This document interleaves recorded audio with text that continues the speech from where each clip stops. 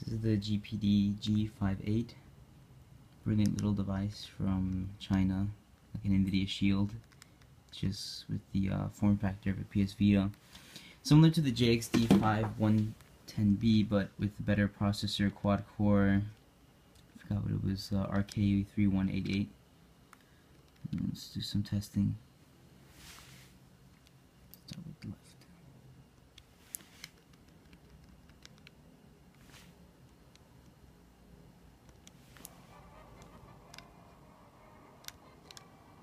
The control is brilliant. There's no input lag at all. I'm playing with one hand here. The two sides, the two L and R buttons, very different from Vita in that they just click. They click in. They don't really go in much, but they click. They're clicky instead of like mushy, and that's not bad per se. That's actually pretty good. Sorry about the lighting. Because it's just direct and it's really good. I remember on the Vita, I think it was my Vita though, I had some problems with like the input here, but it's really good here. The joysticks are pretty good as well, actually. Not that much. I did get the job done. It's not a hard time. I mean, they're not exactly the most accurate when it comes to, let's say, like a dead trigger or something like that, but I'll show you that in a second. This was Super Nintendo. Let's go to N64. Sorry, I gotta refocus. I was playing, I think, Diddy Kong Racing. One of my old favorites. So yeah, for N64, the analog sticks and everything else is actually pretty great. There's no trouble at all with it. It works pretty great. Wait, what just happened here? Oh, great. Perfect timing for this. I'm really terrible because I'm playing with one hand.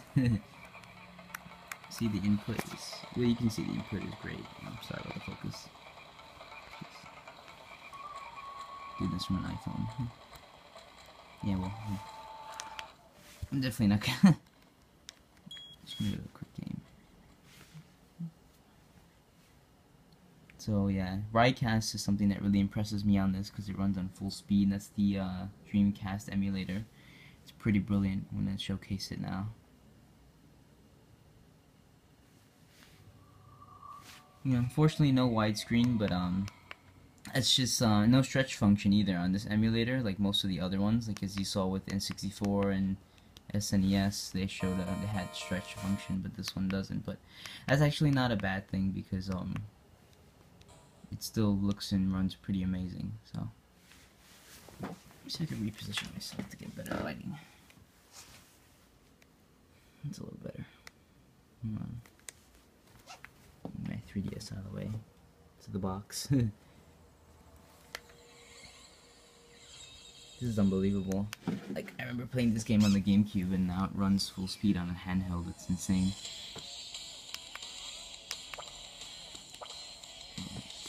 Which buttons which. Story select.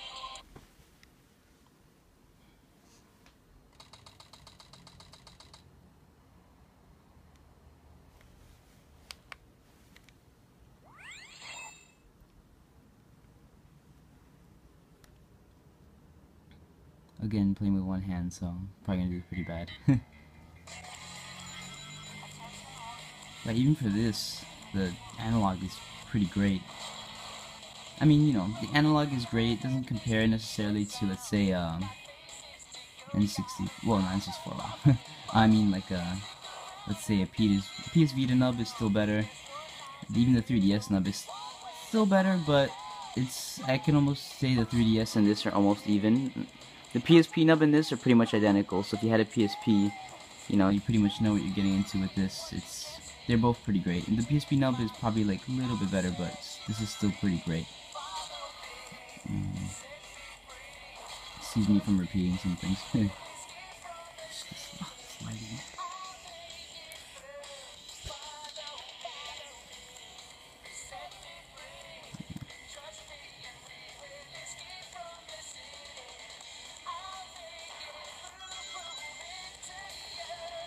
great. keep going here. Also, another really great thing here is I was getting better lighting here.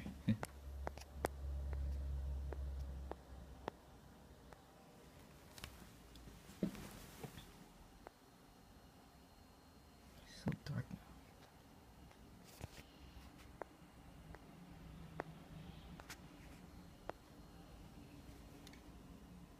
Game Boy, which was pretty cool because like literally you can just, it feels a lot like a Game Boy with a small form factor. I mean, not a Game Boy, but it feels like a PS Vita, obviously, most resembling, but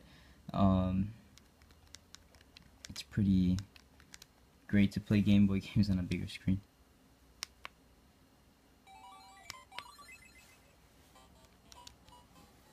Hurry up a little bit. Actually, this game's cool, but let me see something that was more Game Boyish exclusive. Wario Land. That's a good one.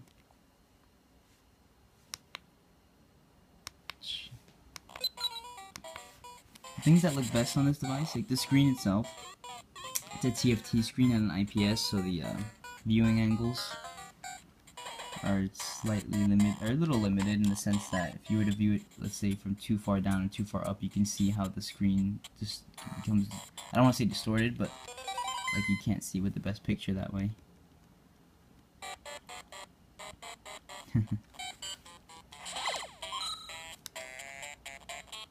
You can actually get away with playing this game with one hand. Actually, not this game. This game's pretty cool. But as you go along. But yeah, it's that runs great. Game Boy Advance runs great. So I just what a coincidence. But yeah. Now, oh crap! I didn't mean to touch that. It does have the game mapper. Like, let's say your game doesn't. For some reason, let's say your game that you're trying to map or something doesn't have native controls.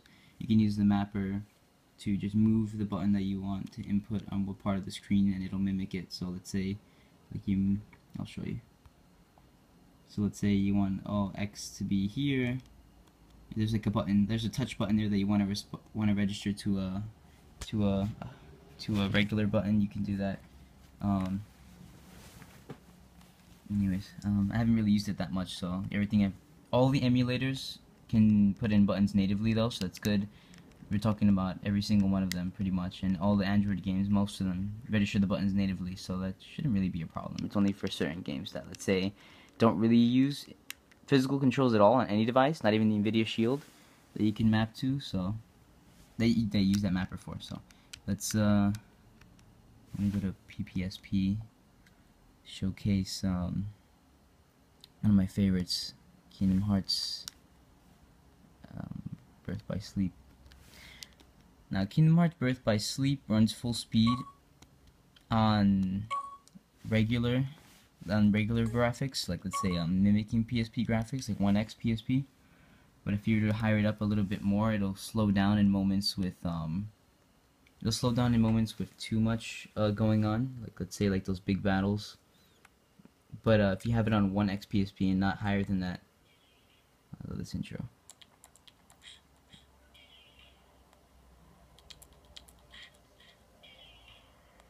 Anyway, it's the best intro. But yeah, if you have it on anything higher than 1x PSP, it's gonna slow down a little bit on those, not on the cutscenes at all, but on the gameplay.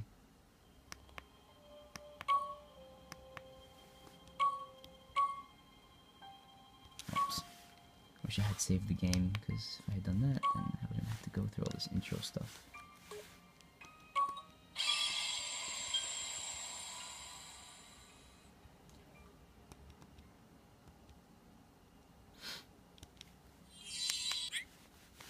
I mean, I myself, I love this device. It's brilliant. I had a Vita, but I kind of opted out of the Vita due to the fact that Sony forces you to buy like a $90 proprietary memory card.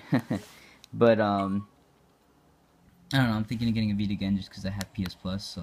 I mean, if I get a Vita, I'm keeping this device, because I'm gonna use this device just for like, the emulation games and whatnot, and like, you know, playing PS1 classics and everything. The Vita I would just use for PS4 remote play and like Vita exclusive games. Because I do get free Vita games with PS Plus, so I mean, kind of seems like a waste not to use them, but you know, it's not like, usually the games aren't like big games, so I'm also considering just getting NVIDIA Shield to replace this and the Vita, because the NVIDIA Shield, they found a way to do PS4 Remote Play via the Android app on it, and it's pretty crazy. So I think I might just go with the NVIDIA Shield to replace both devices. Oh, damn it. Oh, okay, it's already at this part. Fix this freaking lighting.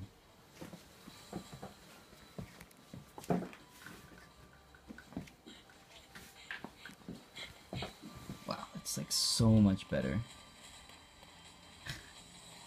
Sorry I didn't do that sooner, guys. Can't see much from here. Runs really smooth, just nice and fluid. Yeah, those are the, I have it on 2x PSP right now, so like those moments where a lot happens, it starts to slow down. With more than one character on the screen, especially. I've got time to spare. So like, for example, the battle that he has with the other two characters, whose names I've forgotten. But I haven't beat this game yet. I'm gonna get the 2.5 collection, probably. Yeah, I'm definitely gonna get 2.5. Comes out. What? But, You want a piece of me too? yeah, the L and R, you know, obviously since this was a PSP game, it has all the necessary buttons. So, interesting feature about this device too, like the NVIDIA Shield. Well, the NVIDIA Shield has all the buttons you could ever want in a controller, but that you ever need in a controller. But this is one of the most critical parts I want to show, which is the PSX emulator, PS1, because you would think, oh, there's only L1, R1, you know, you can't really use L2 and R2, but like on the PSP and the PS Vita, you can actually map L1, L2, L2 and R2 to either one of the sticks, or even so, you can, which is pretty hilarious, which I did, you can actually map L2 and R2 to the plus volume and minus volume button. So, for example, let me show it here.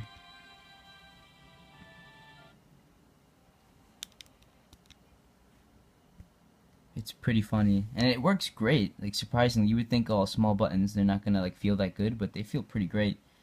I'll show you here. So this, I have this map to R2. Oh, wait. Well, L2. I think I forgot to. Yep, R2. Sorry, let me just R2. See her move. Wait, yeah, here. R2. L2. Yep, so that's, and it's natively too, it doesn't even need the mapper. I thought I was going to need 10 core or something like that. I heard supposedly to do that I would need 10 core, or I would need some other kind of mapping tool, but it actually just does it natively, so it's pretty great, and it's completely smooth. This is running PS1 games with the OpenGL plugin, which makes them look pretty amazing, and it runs full speed. There's no lag whatsoever. There's no lag using the first Geo plugin 1.0, but I tried using a higher one, 3.0, which is the most recent, and there was some lag. It wasn't that bad, but there was like slowdown on some games like Fear Effect. But other than that, 1.0 it's great. There's no lag. Wait, oh, I exited. Oh. There's no lag whatsoever on the PS1 games.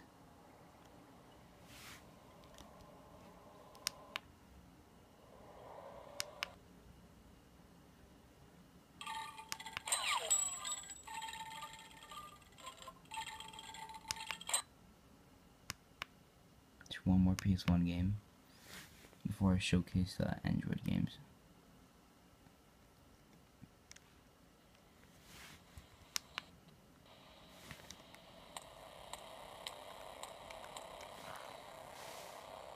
I want to run, but I can't really reach it right now.